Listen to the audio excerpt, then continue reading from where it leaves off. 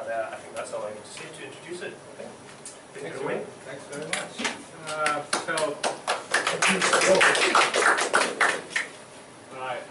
Do apologize for the change of my topic. Sometimes I feel like, like you present a paper that's already been published. And that's a bit boring, right?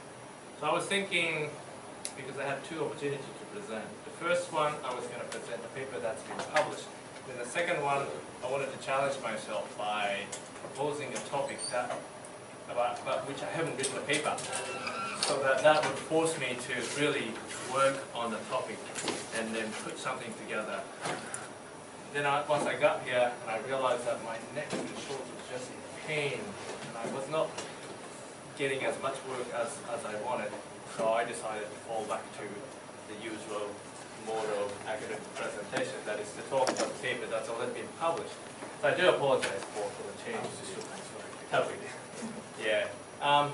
But basically, this paper just came out of a Comparative Education Review, CER, in the section called the Imprint, I think forthcoming issue.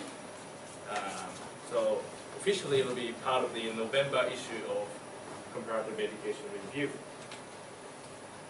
This is sort of an extension of the work that I did in 2017, along with the Reverend Connell and Rafi Suprakashi. Three of us put together a special issue in Comparative Education Review, which was about the decolonial, post-colonial work in comparative and international education. So this paper really spins out of, emerges out of that collaborative work that I did with the two ladies. Please come in. No, don't worry, we just started. Okay, so I'm going to be taking all of us back to the early 20th century. And that was the time when the field of comparative and international education was emerging as a discipline. So a lot of historians in the field talk about the foundational history of the early 20th century, particularly in relation to Teachers College, Columbia University. Right? So I'm taking you back to that time. Come on in, don't worry. We just started. But before we get to the history that I want to present, it's important to review how historians of the field have talked about the foundational histories at the early 20th century. First of all, I want to start with this quote from Bob Cohen. The histories of the field are comforting. And they confirm a collective identity. They give us something to gossip about. And we can always ask our students or colleagues to read them when they ask tiresome questions such as, what is comparative education? So those of us who are in the field know exactly what Cohen is getting at here. This tiresome question of who are we? What this field is about, right? And then if you look at some of the textbooks in the field, like for example this, as we were just talking about this, came out in 2016 from Comparative Education Research Center, University of Hong Kong, where I was just last week. If you look at the first two chapters of the book, it has a nice sort of summary of the field, historical development of the field. Right? Same with this book, for example, David Phillips, Michelle Schweifer. I always have a difficulty pronouncing her last name. Anyway. And basically, just to summarize the kind of history that these textbooks present, it's this, starting with the founding fathers of the field, Mark Antony Julian, and then Michael Sadler in UK, Isaac Kendall, whom I'm going to really focus on today, and all these folks. Basically, the scholars in the global north, primarily in the UK and the US, and a little bit of Western Europe. Right? They are the founding fathers of the field. What seems to be missing in this narrative of the history of the field is the understanding of the relationship between coloniality and modernity, and these two things cannot be separate. Right? But somehow the history of the field has been always wrapped around this notion of modernity and how modernity has improve the condition of the people around the world, and how education has played a significant role in terms of raising the literacy level or the basic sanitation level of the people on a global scale. But what's missing is that its underside. For example, but there's some interesting scholarship coming out in the field nowadays, particularly in Noah Sobe's work. Noah Sobe is the president-elect of CIES. Was it last year? I think so. So he just published in 2017 really interesting historical work on Marc Antony Julian, and then it says the following: if we are to persist in talking about Julian, who is the founding, so-called the founding father of the field, and his plan, we do a great injustice if we ignore the linkages between the study of comparative education and a European colonialist global expansion. So he was really on about this nexus between coloniality and modernity, and how that needs to be foregrounded in the historical narrative of the field. So I guess what I'm going to do today is to really rethink the founding histories of the field, late 19th century and early 20th century, from the perspective of modernity and coloniality nexus. Some of the tools that I'll be using implicitly, Connell's Southern theory has shown us how the classic sociologists were deeply embedded in a Western imperialist context, and how the kind of knowledge and the form of knowledge they were producing at the time were immensely constrained by the imperial context of the time. And Edward Said's famous book, The Culture and Imperialism, has this notion of contrapuntal reading. Basically, he argues that imperial concerns are constitutively significant to the culture of the modern West. And he was trying to reinterpret the Western canonical literary text, informed by the broader understanding of the imperialism and the perspectives of those who were subject to its violence. So that's what I'm going to do now. So I'm going to read the historical text written by the historians of the field, but I do this as contrapuntal reading so that I have this understanding of the geopolitical context of the time, all is in the background of my head, so that I'll be presenting a different interpretation of those texts. So my task here is to bring to the fore the colonial and imperial realities of the early 20th century in a discussion of CIE, Comparative International Education's founding history. Okay, let's just have a look at how the historians in the field have talked about this time. Steiner Kamsi at TC characterized the TC, Teachers College and International Institute, as the birthplace for the formal academic study of comparative education.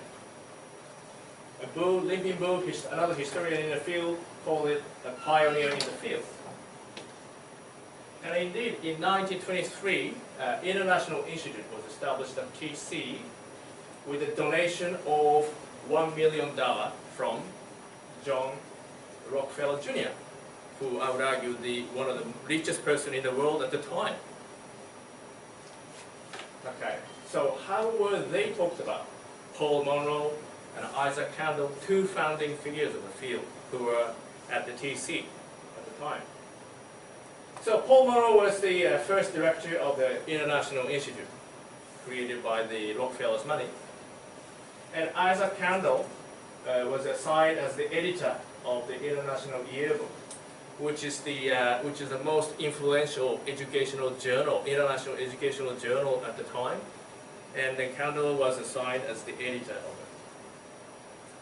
So Paul Monroe was at TC from this period, and Candle was from, so really, as soon as the International Institute was established, he was given a professorship at TC. In other words, if the money was not available for TC to establish an International Institute, Candle would have had a hard time getting any sort of professor job. In fact, he was struggling up to that point to get any sort of academic appointment. So he owed a lot to International Institute. And George Verdi, whom we of course know, there's even an award named after his name. George Verdi said, by the end of the 1930s, Isaac L. Connell, Paul Monroe, Russell, Count, all associated with the International Institute at TC, became a household word in comparative education. So they were immensely influential. Okay. The Institute developed the comparative education as an academic discipline and produced many first-generation comparative educators in North America universities. Very influential. And the Connell's editorship for the Institute's Education Yearbook from 1924 to 1944 helped him spread his name throughout the world and became a star in the field of comparative education philosophy. Right? Just to highlight how historians are talking about that time, I'm going to really critique it later on. So this institute was created officially to do the following things. Basically to provide support for developing countries around the world, right? To provide expertise so that they can modernize the education system. And also to support international students at TC. At the time, TC was getting recognized as the center of excellence in education reform. So students are coming from all around the world to study at TC, which still continues today, right? But it was particularly in the 1920s that the number of international students really spiked, and partly because of the International Institute. And then the third objective is to promote understanding foreign education in the US, so that it helped to establish comparative education as a discipline, and then other universities took that as a subject and taught that, integrated that in the teacher education programs across the country. Right? So that's the official objective of International Institute. According to historian Lin Pin Bu, International Institute was established to promote a world democracy, international understanding, and international activism via direct faculty participation in the reform of foreign education systems and professional training of foreign students and education leaders. International Institute embodied what was deep in the tradition of teachers' college, that is internationalism and international goodwill.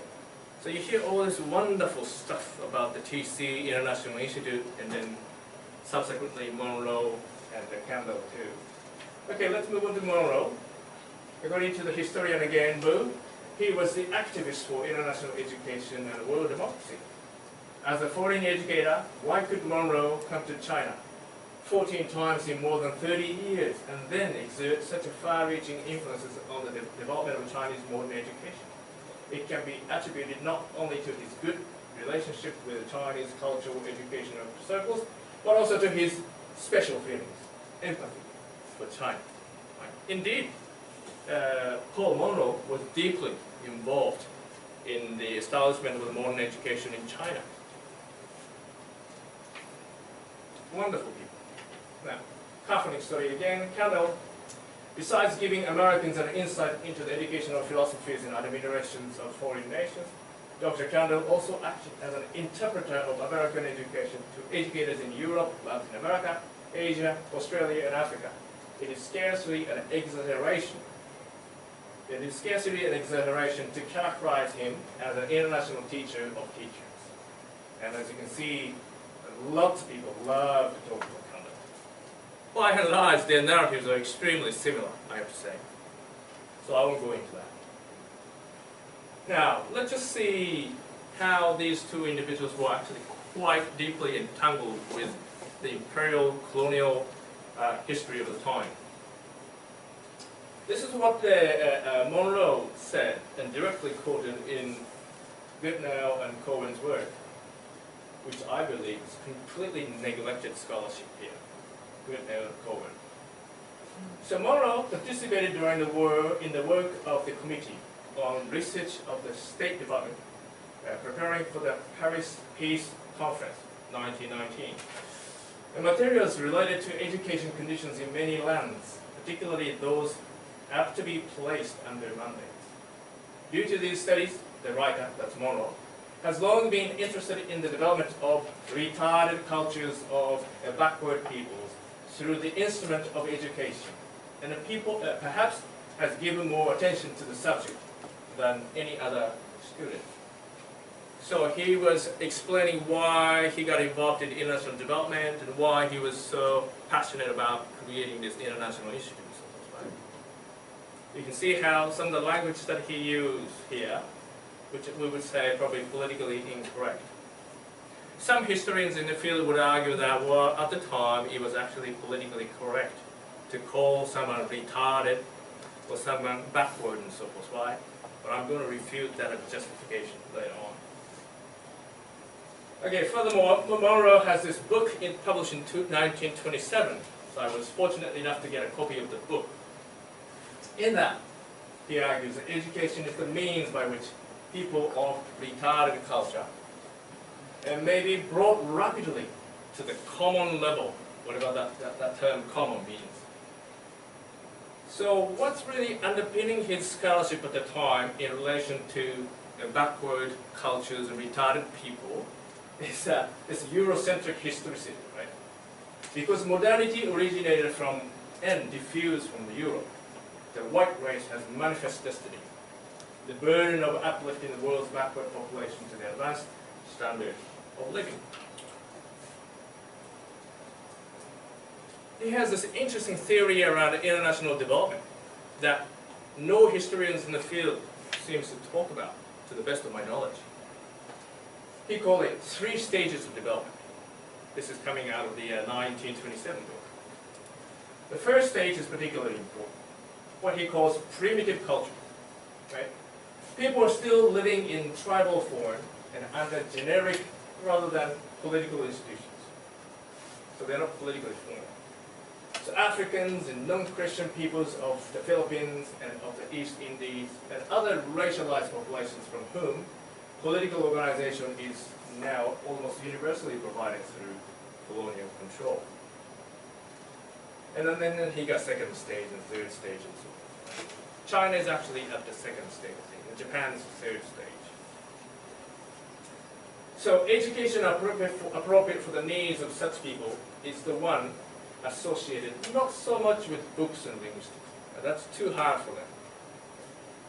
As with the simple practical processes of the life which they must lead. So that's so-called adapted education at the time, right?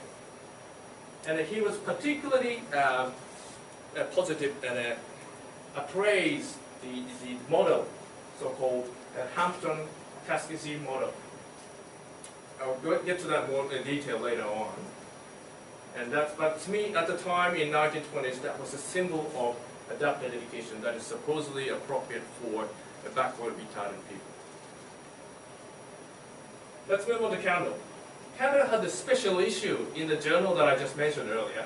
It's called Educational Yearbook, coming out of the International Institute, published in 1932. It says it's 31, but actually it was published in 32. In that, this special issue was on education in colonial dependencies, and he wrote the introduction to the special issue. Let's see what he said. The civilized world is gradually expanding its boundaries and the significance of educating vast millions of people who have hitherto been isolated and content with their own customs and traditions and occupations is being realized.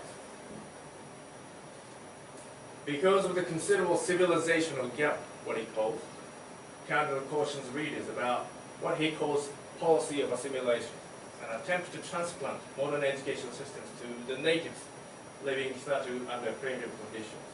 Again, education needs to be adapted to the particular needs of the people. That is basically agricultural and vocational education, right? Rather than books and linguistics and so forth. And what quite interesting to me personally, in this special issue, there's an article by Abe. He was a professor at the University of Tokyo, who was commissioned by the Imperial Japanese government at the time to investigate the condition of education in Korea and Taiwan, of course, these two countries which were under Japanese colonialism. But if you read this article, it's quite astonishing. Abe basically justifies this Japanese imperial benevolence. And he even goes as far as to argue that the imperial control in Taiwan and Korea is much more humane and egalitarian than the colonial control in Western countries. So the fact that this piece was included in the Campbell's special issue was quite interesting. I'll get to that in a minute. Chen Lim, interestingly, he studied in TC with Connell and Paul Monroe at the time. He did his BA in Tokyo University, Tokyo Imperial University at the time, and then he moved on to do his PhD in TC. And he was trying to articulate education policy, an argument that actually justifies the maintenance, keeping the local native language, the Chinese language in the school system, right? But he had to conclude in his dissertation. He's not that explicit. I read the dissertation as well. He wasn't overtly critical of Connell or Paul Monroe. But Komagome is a Japanese professor in Kyoto Uni who actually closely looked at his life as well as his scholarship. Komagome would conclude that Chen Lim was, at the end, extremely disillusioned by these two supervisors he had at the time. But what's interesting to me is that he was there, and he completed his PhD in 1929 with Connell. And yet, how is it possible for Connell to include Abe's article in his special issue, which completely contradicts what Chen Lim argued in the PhD thesis? But at the same time, there was also another Korean PhD student who was studying under his supervision. His name is An. I can't remember his first name. He became a Minister of Education after Korea gained independence. His thesis was super critical of the Japanese colonial education system in Korea. And he completed his thesis in 1930.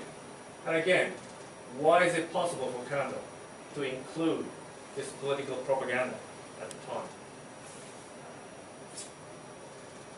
At the International Institute, international students were encouraged to learn from the South. Here, the South means the U.S. South, right? Alabama, Mississippi, all those places.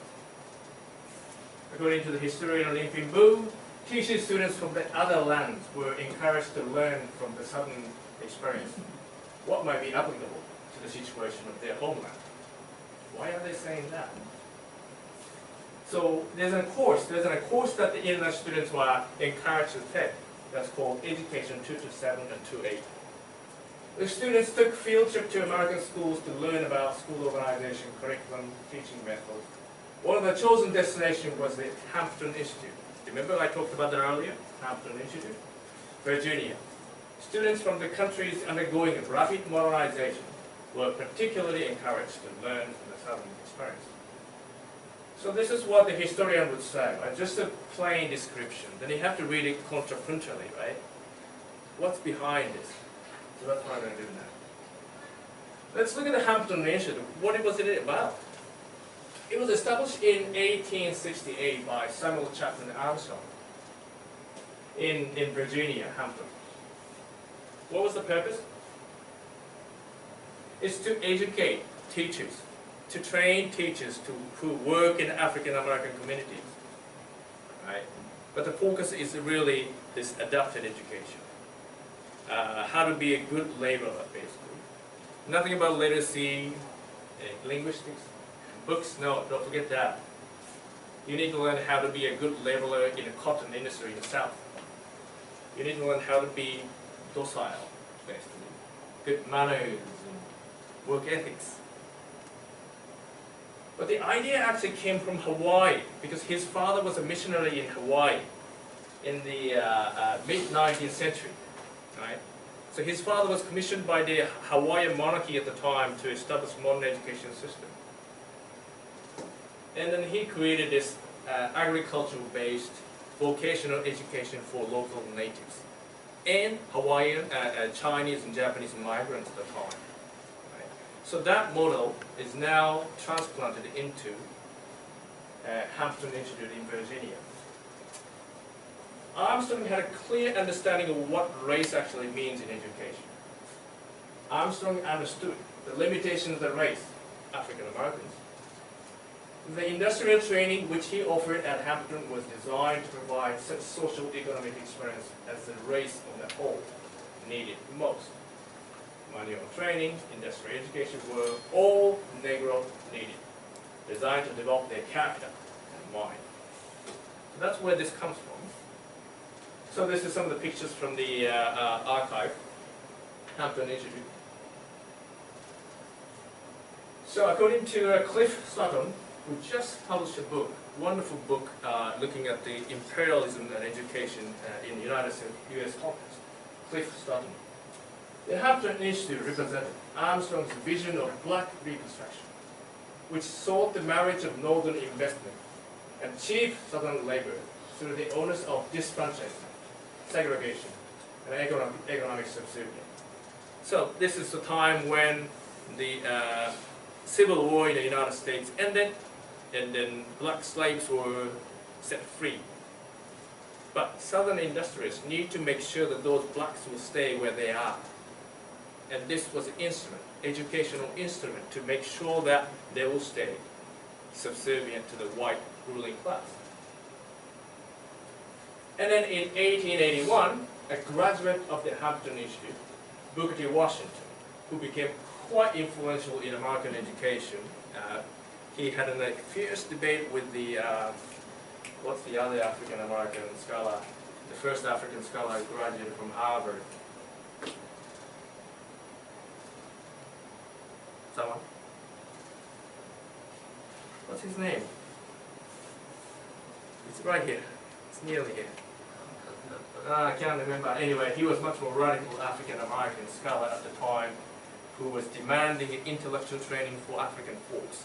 And Booker T. Washington was in a fierce debate with him because he would argue that, well, we got to start with much more basic vocational training and agricultural training and so forth. Anyway.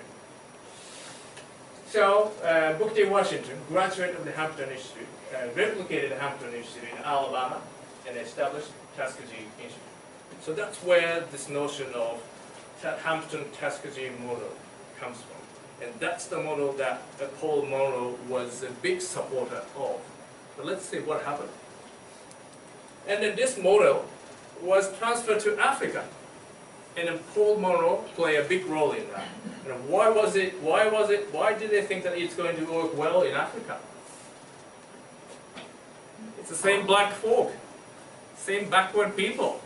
We've got the model that works for any retarded backward people in the world. Comes from Hawaii, now US South, and then let's move it to South Africa. And then Paul Monroe was a big supporter of that transatlantic transfer of the model. So Monroe supported strongly this model moving to Africa. And the critical roles of the Philip Stoke Fund, led by Thomas Jess Jones and Charles Rowland. He was a white South African educational minister in Natal. So these two individuals play an immensely important role. Thomas Jess Jones and Charles, that's by the way, Laura. And then Paul Monroe was backing it up. But it was also supported by northern philanthropists, including Carnegie and Rockefeller Foundation. Remember, the International Institute was founded by Rockefeller. Right?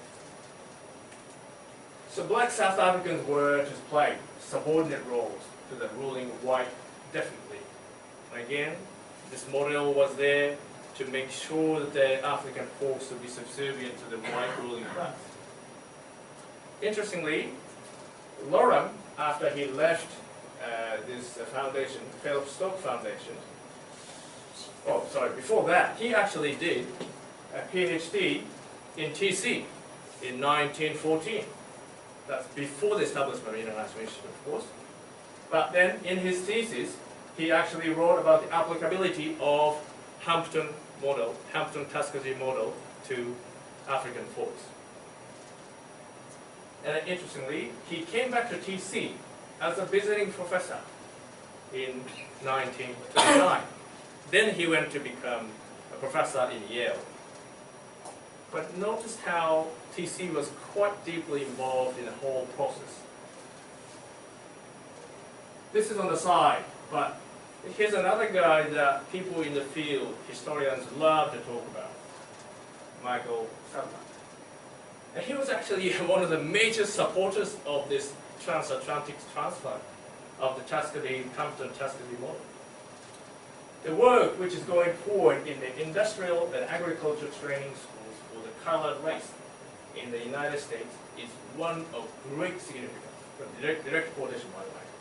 Lessons can be learned from it, which are of value for those engaged in education in parts of the British Empire.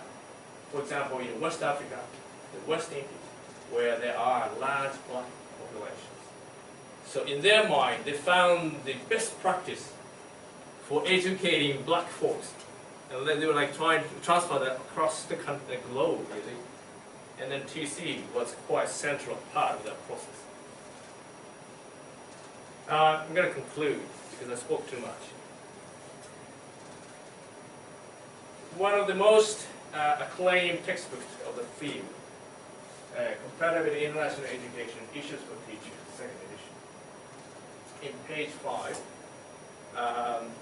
Hidehiro and Takayama, two internationally renowned scholars in the field,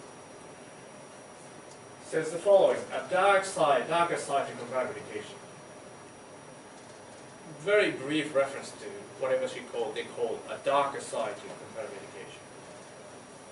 And then increasing use of comparative education in the design and reform of colonial education. Entire nearly 300 pages of the textbook, right? That's the only reference that I could find in that book in relation to this colonial history. So my task was really to pick up from there where they left, and then to provide much more fuller, contextualized histories of the field in relation to colonial expansion, imperial expansion at the time. And what my study has suggested is that there is this logic of development that's underpinned by this colonial temporalization of space. Right? They're acting like a time travelers whose journey allowed them to observe different stages of civilizational progress. And that's underpinning much of the discussion and scholarship of these two folks at the time. And yet, no one talks about it. So there's a need to reread, reinterpret the founding histories of the field in terms of the inseparable linkages between modernity and coloniality, and the ambivalent roles of the modern education system, and those who assisted its global spread. That's basically us, those people who call themselves comparative and international education scholars, played in this traveling nexus. All right, thanks very much for listening. Thank you.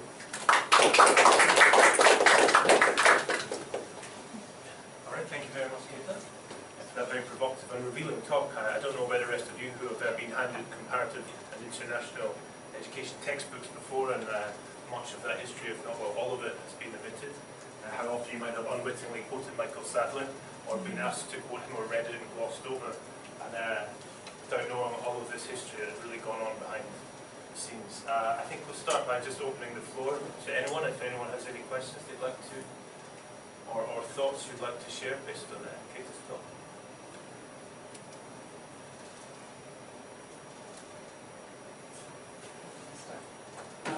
Yeah? Yeah, thanks, Keita. I think in that special issue that we work on for comparative education, the origins and conditions in comparative education, we were questioning, several papers in that issue were questioning why the origins were just tied to the colonial beginnings and in colonial history. So I think for people who want to know more, you can also refer to that. Yeah, Mediation special. yes, yeah. Elaborate on that. Well, yeah, I think there's a lot to be uncovered. One of the suggestions made to this piece, this was when this was going through peer review and so forth, was that I guess the gender aspect is completely dropped in my discussion. Right? So I had to acknowledge that in my introduction to the piece. But I think there's so much to be uncovered in terms of nexus of race and gender in the colonial history. There's a lot of literature around that, but nothing done in the field. Yeah, so anyone who want to take up, that would be great. I'll be happy to support. But what's interesting to me, I mean, in terms of writing this piece, is that a lot of the historians in the field, they do proper archival work. So there are 2 or 3 institutions in the United States that store all these personal memoirs and letters by those founding figures, right? So a lot of historians go to those archives and they do, painstaking archival work. And for this piece, I was sitting in the countryside in Australia. I didn't move out of Armenia to write this, So some of the books published I look at the books published in 1920s and 30s, a lot of that, but they were still available as hard copy. So if you place interlibrary loan request, and I have a wonderful librarians to work with, so they were able to get all the books for me. So I didn't have to step outside my comfort zone and going into archive to dig this up. But I think it says something, don't you think? Because all these materials are readily available, right? It doesn't require any resource to write this. And yet, it's hardly not talked about at all, which is quite shocking, I think. Anyway, Jay, you wanted to help?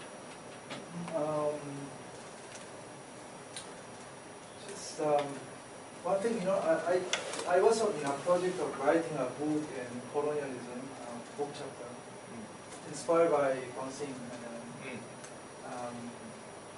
Then, of course, this issue of the field of education itself is like the schooling, and then the field of education, the entire educational system, in fact, of a place has always been subservient of political interest, not only colonial, I can say, but whatever is in place in the ruling class or in the establishment of that time, be it like democratic country or be it a colonial, a ruler, the education system, local education system would always be at the service of that power in place. You understand?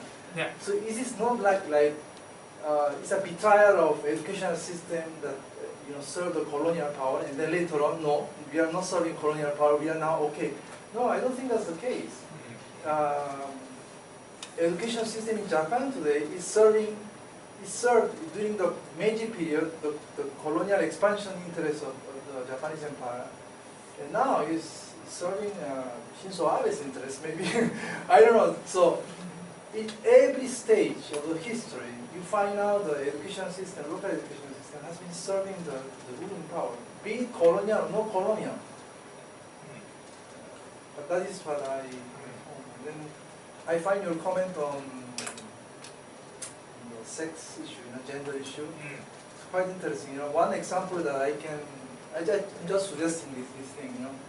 During the Japanese expansion into Southeast Asia and Korea, the Japanese government, the Meiji government, hired a photographer. I think he's very famous, at least in the art circles, in art research circles. He's very famous. It's a photographer, Japanese photographer, who went officially representing the Japanese empire, to go around to take picture of the possible colonies and the already the colonies places, to tease out all these weaknesses of those colonial territories. What, sorry, what is it? Weaknesses and backward situation of yeah, those yeah, places. yeah. That they are badly dressed, their clothes is dirty, women are showing their breasts off of their clothes. Sorry, you're talking about Japanese clothes.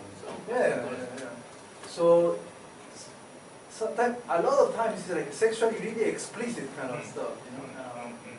And not only the photography, but also in the postcards, the imperial time postcard. During the Japanese colonial expansion, there are a lot of postcards with political motives and propaganda motives. Right?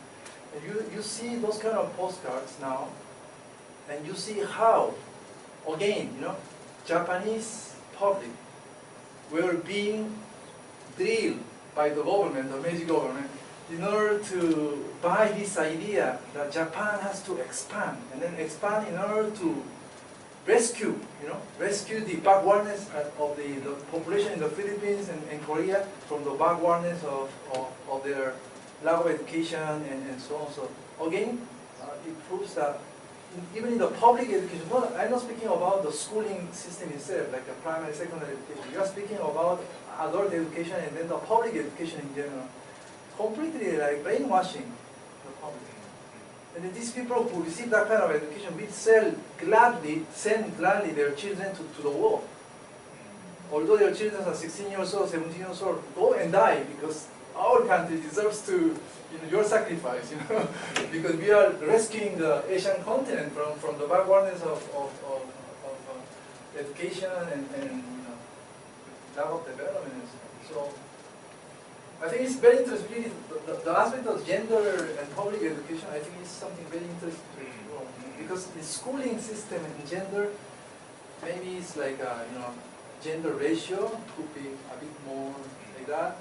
Some cultural issues, but in public education, really is like a very explicit kind of sexism and that's very interesting. So I'm just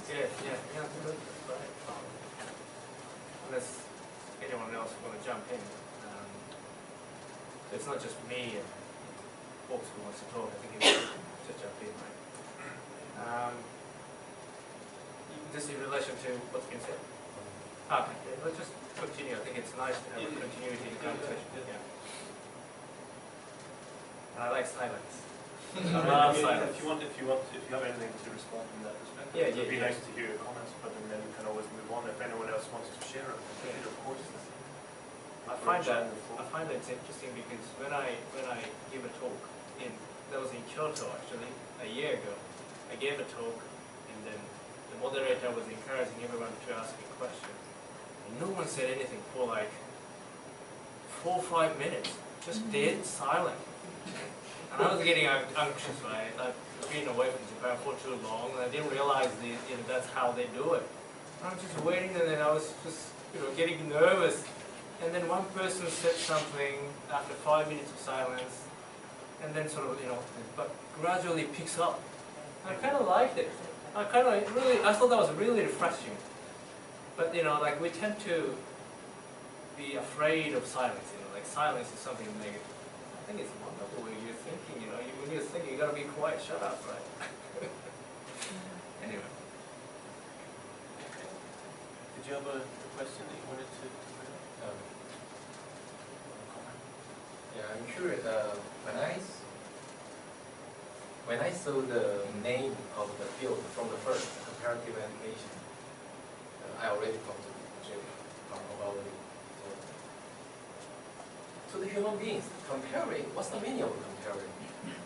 I think comparing itself, I'm the person who think, if we start to compare, it means we already start with our assumptions, right? So comparing itself means that we want to see who is better and who is worse. Who is more civilized or less civilized? Or who is more strong or weaker? So, in other words, you can engage in comparison without making value judgment. This is my question. You shows the historically how it is established in imperialism and coloniality in the comparative education. But I feel, isn't it really closely connected to the human characteristic of the first? Although they didn't do it, although some other groups did start comparative education as a pioneer, is it possible to avoid to have a colonial imperialistic perception in the education, comparative education? This is my challenging question to myself. Yeah. So the imperial sort of gaze is just, it's central to any human activity that involves comparison. Yeah? If you compare something, already you think who is better, who is worse. Well, I mean, if you look at any sociology, sociology would not have evolved without any comparison. And like any sociological inquiry involves some sort of comparison. I mean, I would argue any social inquiry would involve some form of comparison, whether that's explicit or implicit. Right? One standard response to that in the field of comparative education is that its comparison is actually a means to deepen understanding of yourself. Right? It's not simply about understanding others, but it's more important that understanding others actually helps you to understand much enriched understanding of yourself. Right? So it allows you to question some of the taken for granted about teaching, learning, or education policy that you never thought of. Right? So that's standard response to that sort of criticism about comparative education. Yeah. Going back to Jay's point, education has always been the means of social control. I mean, if you look at the history of modern education, if you think about why modern education was instituted, by whom, or for what purposes. But I don't take that pessimistic view, because if you take that pessimistic view, what's the point of working in a school of education, Because the option is to be the cog in the system, to facilitate this state control the population by teaching future teachers. I know, Jay, you would subvert that in your classroom. And I know I'm well connected with a number of teachers on the ground who know how to subvert. Right? So I think the classroom is always contested, politically contested. Right? And I think it's important to recognize that there's always space for counter-hegemonic work on the ground.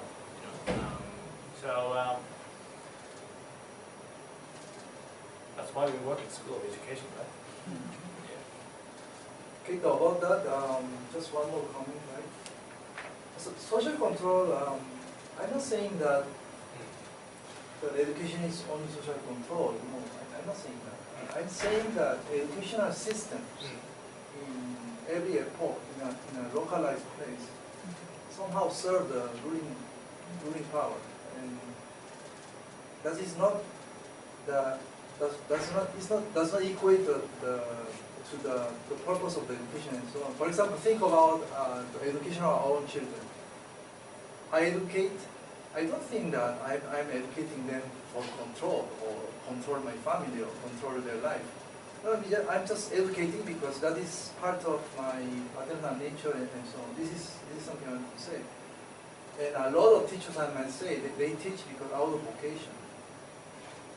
And even historically, if you go to the Renaissance and go to Joseph Calasan's the primary kind of formal education for all, like I was born in Europe. Well, that was not out of social control. This priest, Spanish priest, does not want to have any control because these were the children who were abandoned by so many words of during the time. There are a lot of orphans. So this particular person wanted to educate the children. And I don't think that was the aim of this particular person was social control. No. But what I'm saying is the following. The education system, historical, and then based on this concept of social, nation state, the education system on the system of nation state has always served the interests of the power in place and then all that time. somehow, sooner or later, some people might resist or disagree with this kind of but somehow they sort of that way. So like when some people resist, will they still make another kind of like a system again, kind of like a control system again, or can is really free from this kind of such control system? Well, I take the view that what goes on in school is actually quite largely conditioned by the broader social movement. Right? Of course, the state and political economy will have upper hand, but I think it's always contested. I think it's really how you can actually establish the broader social movement, and that determines to a large extent what can be taught, the nature of the curriculum. Right? So we tend to think as an educational scholar, we tend to try to look at things within the sphere of education. But I think what's actually important is to look at the broader social movement, right? Because I think that's the sort of broader political base that allows for certain actions within the classroom, right? So that's how I see it. And then, as you know, social movement is always contested, right? So let's not be too pessimistic. Right? How do you think about the recent changes in the state? Oh, in the United States? Yeah, because it seems that the social movements, well, from the Chinese point of view, is closing the door for us, and I think it's kind of new kind of colonialism, because from my perspective, well, you ask people whether Americans are colonists in a new form. So if you do not play my games, definitely I don't want to play with you.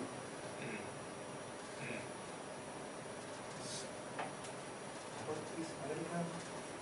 You are speaking about American US policy? Yeah. Well, I know a number of folks who are contesting. There's an organization in Milwaukee called Rethinking School. It's a grassroots network of teachers, right, who's been contesting this, standard test-based accountability policy, and how the data is being used to really differentiate teachers' pays and so forth, right? You see all that, but I think there's actually a growing grassroots network of teachers, oftentimes aligned with all sorts of grassroots social movement that are contesting. Like if you look at New York upstate, for example, they successfully challenged the implementation of the policy there. Do you remember? Do you know the what is it? What's the name of the policy there? Race to the top, and how the federal funding is now tied to the particular kind of curriculum and testing, and then how peers in the private corporations involved in the design of the test as well as the preparation of the teaching material and so forth, right? And then look what happened in upstate New York. They successfully challenged it. Right? So again, I'm an optimist. Right? Yeah. Back to Yeah. the sort of your field is a comparative education, right? To the intellectual history, you try to unpack. And also to focus on the issue of the comparative again, right? In the field, I really been thinking of actually field like comparative literature have been called into question like some 30 years ago. Right? It was a booming field and so on. And so that's why they try to shift around and become something else. So the notion of comparative have been really, really taken up and challenged. But it doesn't mean you don't need other, like sociology, I would imagine. What is the point for comparison? You have ideal type to set up and all that, right? So historically, how was this thing called a comparative been done. And has been sort of critical reflection on the underpinning and so on. Not to mention the Sai's, all these things are happening already, what, late 70s, Orientalism. I think that's a different front. At least methodologically, you need to take up the challenge. So what has been done in the field? You know, in terms of seem to be, but you can always say, okay, humanity is one thing. The social science has always been doing something comparative. But how do you do it with challenge? Is there any? I mean, anthropology pretty much, you know, taken up the challenge. So how would you do it in the field? Has there been any sort of equivalent critique of comparison as a methodology in the field? Historically. Historically. I mean, trying to, and then because the danger is, then you get into this moment and people in the field is like put in this thing called the post-colonial perspective. And as if that's it, you know, we add a more perspective then. But comparative, I don't know the fields. I'm willing to learn how sort of the intellectual configuration in this process still weaving. That's how we use the interreferencing problem, comparative, and trying to sort out differences and then study the differences historically. So a new question can be posed rather than begin with the assumption. Compare A and B, A is better than B, or it's not doesn't work that way. So can you enlighten us with the history? So the methodology comparison has been critiqued in the field as well. So I think it was the 80s or 70s or so forth, Weber's notion of ideal type was quite popular. Even as far back into 1980s, I think it was used, and then that notion of ideal type, started collapsing. And what happened after that? Maria is also an expert on the history of the field. She's just waiting to get. And also the question of methodological nationalism has been raised for some time. How the nation state is often accepted as a unit of comparison, as opposed to looking at the actors and agents that are operating between states, right? Because increasingly, those actors that are beyond or across the national boundaries are playing a significant role in shaping the education system. And PISA, OECD, one example, and also globally mobile education policy actors. So the methodological nationalism critique has been quite extensively done. And I think we're at the stage where, okay, what's next? I think the lack of any sort of clear model, methodological model, I think that's where we are at the moment. But the funny thing is that people continue to do rather sort of simplistic, comparison. Different stages of education system, and then country A, B, C, D, district A, B, C, D, sort of parallel juxtaposition of different features of education system. And that's also going on, while someone like me continue to contest them. I suppose I'm not so savvy with all of the different societies, but it seems like a lot of there are different approaches to comparison within the different societies around the world. I mean, as I understand it, the CIES is very much driven by international development and that logic and its history, which is what Keita kind of took us through today. But maybe some of the different societies are. Could you maybe give the example of, for example, the Japanese society would be a very different tradition, I think. So really, there's no coherence, I don't think, in terms of how comparison is practiced in the field. I've known a lot of Japanese comparative education scholars, but their approach is very different. They're area study specialists, so they don't compare. They just specialize in a particular country, and then just spend enormous amount of time doing ethnographic work and then really detailed, minute description of the context that they are looking at without any sort of theoretical attempt based upon the empirical data they use. So it's a very different way of doing comparison.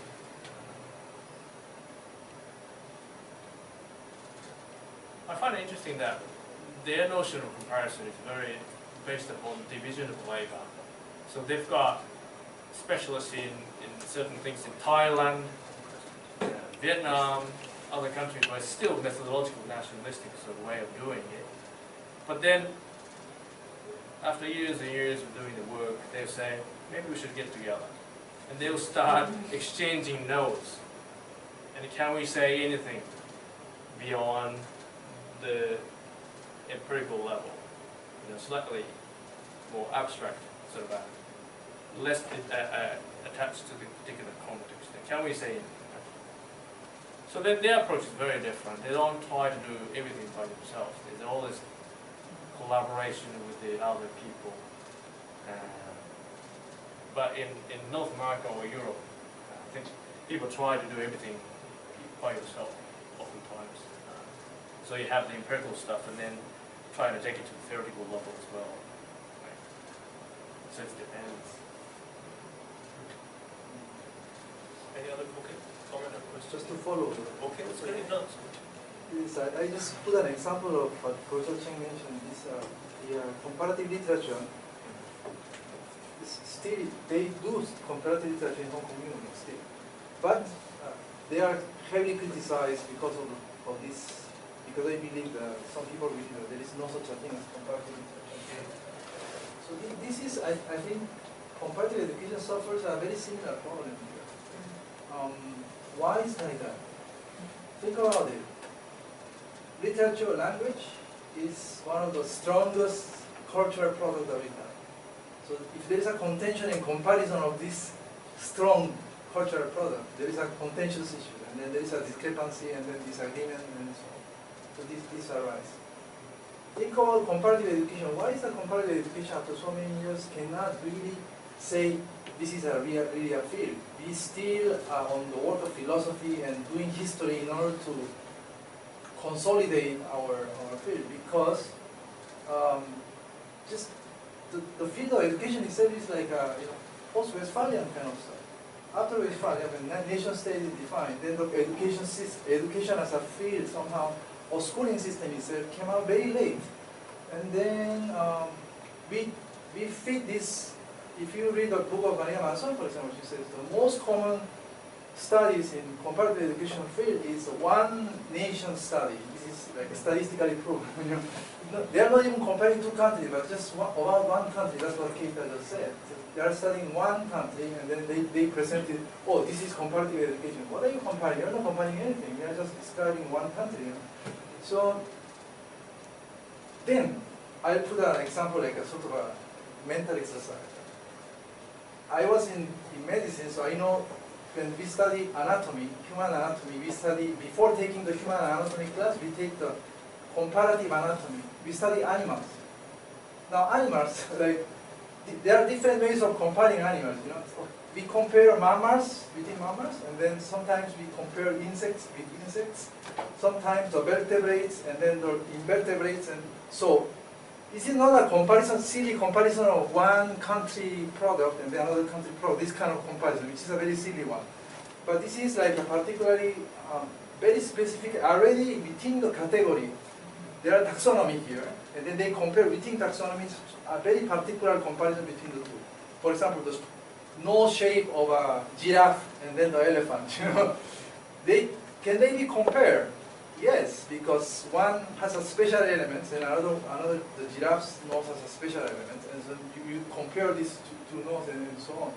But then there is nobody will challenge that this is irrelevant or is controversial, because it's a very specific kind of physical, specific, no politically sensitive. It's just you compare two different noses. That's all. So I think why is that comparative literature or field like comparative education is so controversial and unstable? You know, It's because of that, because we are still mounted on that. We give a lot of importance to the system, nation-state system, and then educational system within that nation-state concept, and then the interplay, you know, for colonization, anti-colonization. I don't know. All this kind of interplays, but again, surrounding this issue of nation-state. I don't know. It's just an opinion. Why is it like that? Okay, does anyone else have any questions or thoughts they'd like to share? I have, I just want to go off the James.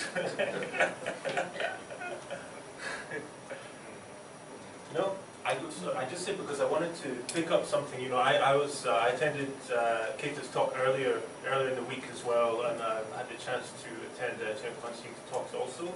I do feel there's some synergy. And earlier in the week, Keita, his first talk he gave was relating to the production of basically Western or Anglo-American theory and its application, you know, around the world kind of uncritically, right? And using the context of Japan and this idea of datification and governing by numbers. So first of all, really I wanted to just kind of ask you what you felt about the relationship between these two papers that you presented, because for me they feel very clearly connected, and I don't believe that you want them in complete isolation. So maybe you could, for people who didn't attend that first talk, if you could just briefly kind of introduce that and then talk about what you think the relationship is, and then maybe, because it relates so closely to the idea of knowledge production, and also I think that moment in Europe where things begin to spread out, maybe we can invite Chen. You're doing a proper chair work here. I thought you were going to make the connection for me. No. No one wants to hear me talk. No one wants to hear me talk.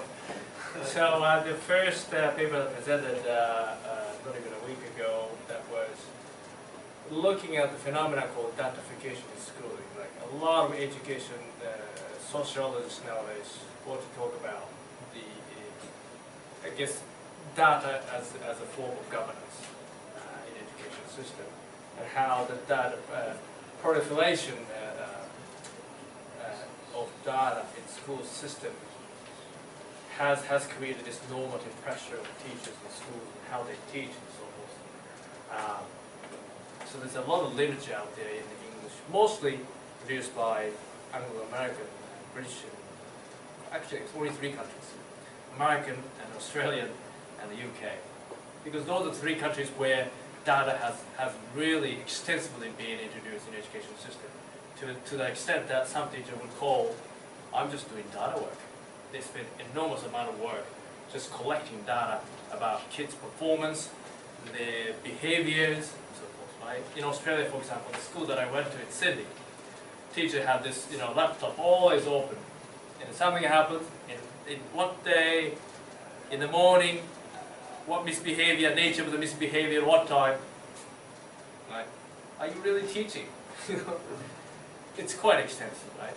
But they will use the data and then they will analyze it and then, make some decisions in the school, so forth. So I was just trying to look at the Japanese case to see, just to basically illuminate the quite provincial nature of the existing conceptualization of datification, because it's based upon simply 3 national contexts, and they theorize all this stuff, right?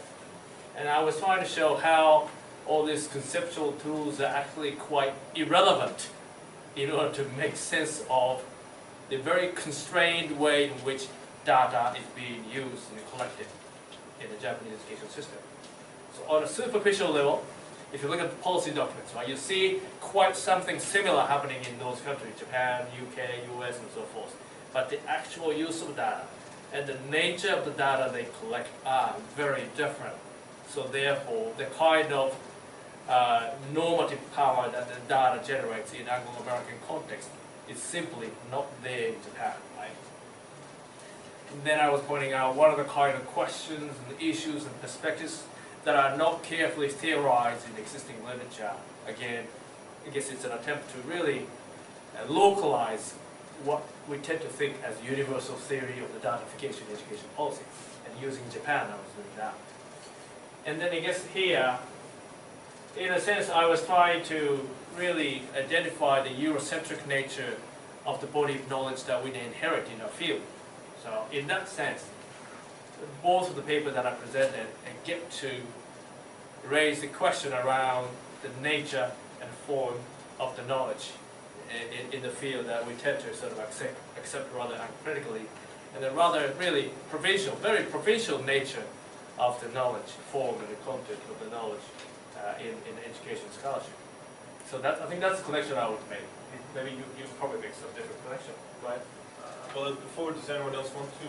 Well, for me, I just felt there is clearly a synergy, particularly when you identify, Paul Monroe's, the three phases, and I think of advancing development, and of course, Western civilization is the most advanced. And I think that symbol itself has intelligible precursors, like in the history of our intellectual tradition throughout the Middle Ages, and you can trace it back maybe to, for example, the idea of the application of the Holy Trinity to the course of history, and the idea that we are moving through history. So I think that one of you have all these precursors, for example, Lessing's educating the human race through those concepts of mass total, all of humanity is part of our civilization, they just don't know it and they need to be educated. And I think that it's so interesting for me just when to see this study and then thinking now about the way, as you say, that where theory is generated. And I can't help but think with my projects, we talk about decolonial theory, but actually one of the first things for me we have to think about is decolonizing the European mind. As if we're not part of that history, and it's so below the surface that until I think that you can bring those questions up within the establishment in the US and in Europe, then it's still the way that global power, the way that it flows from the universities, it's still it seems that relentless flow out. So I wondered, how that sits with anyone here who's so involved, and I just thought about it while you were talking that. Any thoughts about that?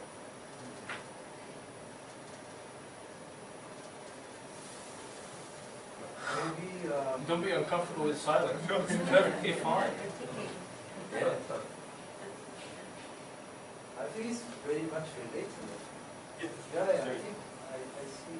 I was not in the first. It's very related. One thing that I'm very curious about your presentation today is one character, this Paul Monroe. Yeah. Yeah, so this is a guy who, around the year that the very early, Chinese Republic time, the guy went 30 times to China. And then,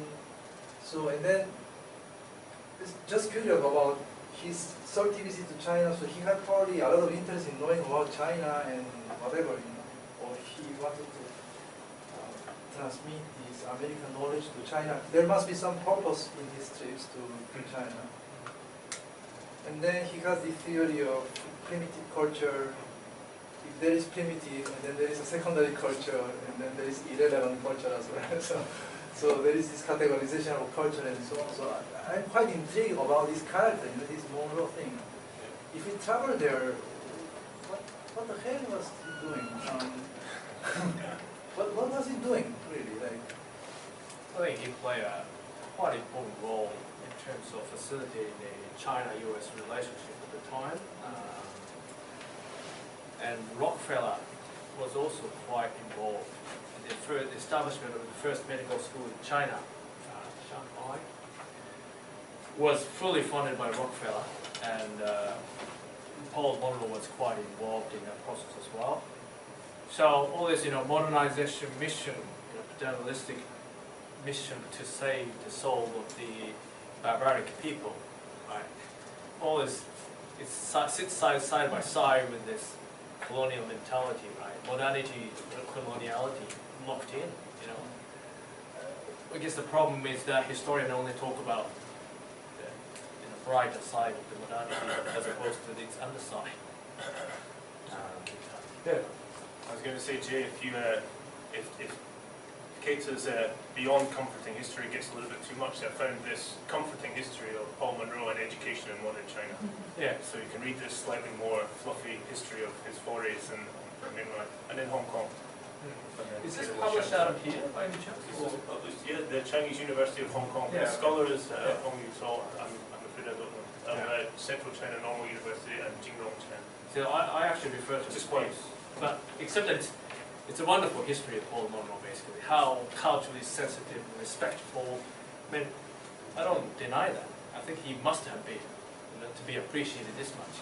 But there is also, you know, something else going on at the same time. This is, I mean, I'm not from comparative education, but I was wondering because Soviet Union, they had these ideas, a lot of them were against, more like this anti-capitalist, anti-colonial. Who, sorry? Soviet Union. Oh, Soviet education. Union. Yes, basically, and I think they also, a lot of it spread to China, and I'm not aware of that, I'm not well informed, but to me it seems like although it was brought forth with all these anti-colonial ideas, anti-imperialism, and like equality, and some of it was actually pretty good, for example, for gender relations. In some ways, it brought access to women more so than like maybe in Western cultures, in some parts.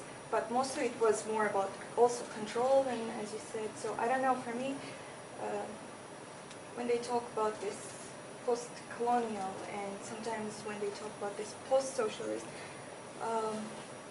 with my study, I get this kind of curious, like they're quite similar. So why do they talk about those two things with so much like opposite things? So when they discuss from So what are the two things? What are the two things?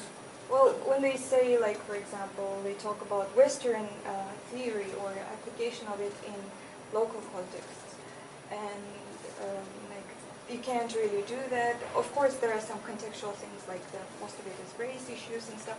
But on the other hand, similar things were happening in Soviet education, because my study is in citizenship education. So although I'm not doing critical study, issues of nationality, which were like kind of juxtaposed, I can say in a way it wasn't about race issues, but there were some parts of aspects of it that were about race, and the Eurocentric views of the Soviet Russian probably educators and politicians. To me it seems kind of like I don't know, very similar, like Yeah, okay. yeah, So the Western capitalist sort of about model education yes, versus just Soviet yes, communist sort of about model education. just using different words but Yeah. spreading the same Yeah. ideas. Well, I think I agree. Yeah, yeah. Although I didn't refer to Soviet model of education.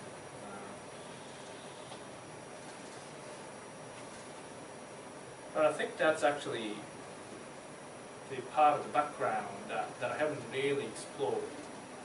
Because in 1920s and 30s, already, if you look at some of the literature around Rockefeller, Carnegie, all this U.S. philanthropies, right, industrialists, they were concerned about the rise of socialism on a global scale, right? And they were heavily investing in the research institute in the United States, and International Institute was one of them. So the so-called scientific philanthropy was really on the rise in the 30s and 20s and so forth. So I suspect that the anti-communism campaign was actually part of this picture that I haven't really explored. No one seems to talk about that.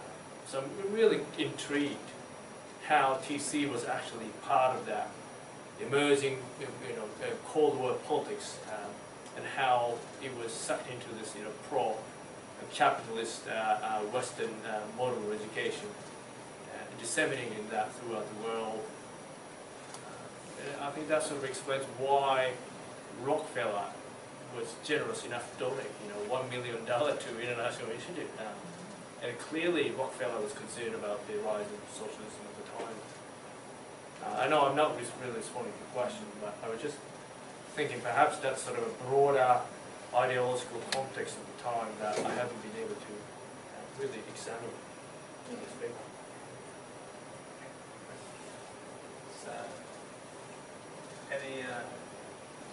Anyone want to pick that up? Or You any can final go questions? away 5 minutes, right? You can wait 5 minutes. Yeah, All right. actually I don't think I had a question there. Okay. Now thinking about it. maybe mine would be something like, at the moment what's happening, for example, in post-Soviet context is that they're absorbing this liberal models of education or like ideologies of education. And for example, things like public access to public schooling, which was quite access for all, like those things were in a way more accessible, and there was more equity. Perhaps during, obviously it was very communist driven, but there was more equity for everyone to get education, which is now changing into this kind of liberalized like vision of education, like commodity, or like, I don't know, not public good, but more like business, yes, profit. And it's changing. And in this, also in Western, for example, more like theory, there is a lot about social justice and all of those movements that are more not pro-socialist, I don't know how to say, I don't have the language, but more like socialist kind of movement.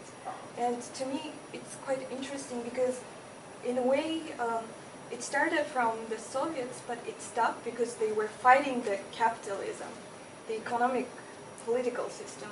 So the education was constrained in that political ideological war. But in the US, I think, or in the Western world, it's actually developing naturally, and with those neo-Marxian probably movements. Can I say movements? Sorry, I'm just a student, so I know a lot. But to me, it seems like, how do they merge maybe? How to deal with that, for example, with a system that's growing out of it, which could have perhaps developed these social ideas maybe better, because those people, teachers who taught back then, they were so well, they knew the Marxism and all of those ideas so well, but they didn't apply them and they didn't have a chance to do it. But why does this happen? Like, how do we? So you're saying that under the Soviet regime, education was quite egalitarian, right? And then now they're trying to introduce all these Western theories around teaching and learning, which is supposedly about social justice and equality and so forth.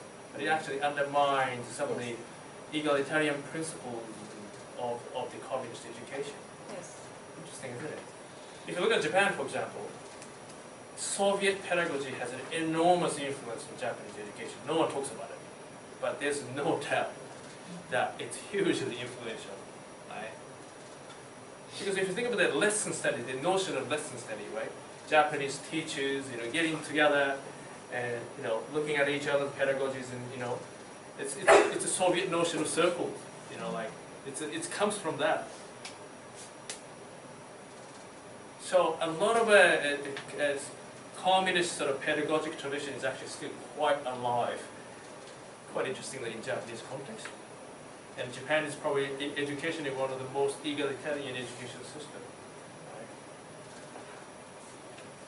But then, a lot of teachers are quite hugely influenced by Dewey and so forth. Right? So you see in Japan, for example, you see an interesting mix of communist sort of intellectual tradition and then Western philosophical basis. But at the same time, there is a Japanese.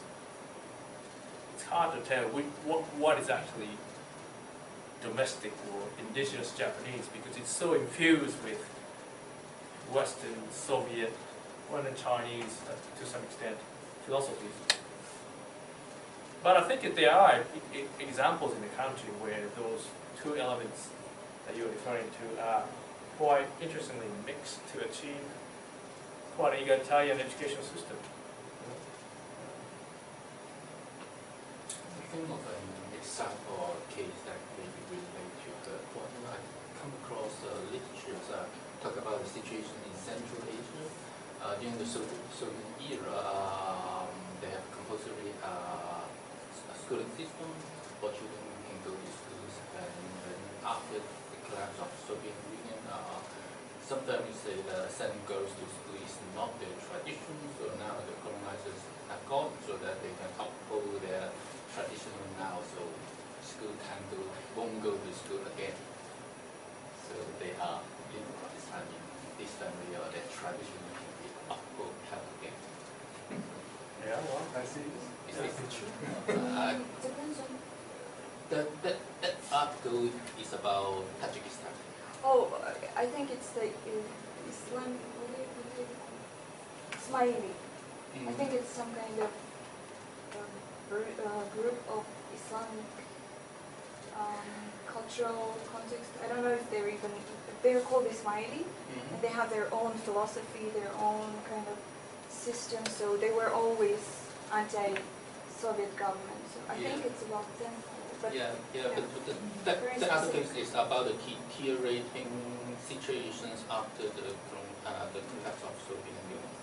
And then I think this story is in my mind because that was a very impressive example. I'm not impressive, but then it's an example showing the dilemma I think you mentioned. Yes. Ismailis, they were kind of like Persian, like the descendants of Persian, Iranian kind of dynastic groups or something. So they always had this kind of sense of identity, and even within this Tajik nation, they didn't consider themselves part of it, and they were always kind of lived in mountains and always were persecuted. And like they had very developed philosophy and their own writing and system. Yeah, but I mean the relevancy of this story is how should we interpret colonialism or colonizing process? So they say this is a kind of sending girls to school is a kind of colonizing practice. So shall we or should we agree with that?